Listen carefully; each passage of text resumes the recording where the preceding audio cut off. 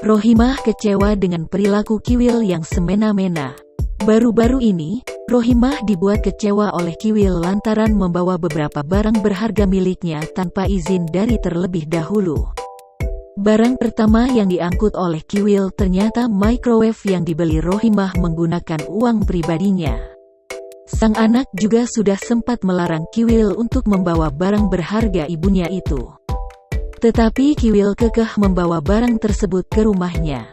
Tak cukup hanya microwave milik Rohimah, ia ternyata juga membawa ubin di rumah Rohimah yang sebanyak 200 biji.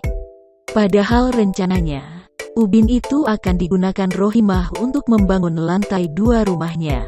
Usut punya usut, ternyata istri Kiwil, Fenty Vigianti, juga ada di rumah Rohimah saat kejadian itu.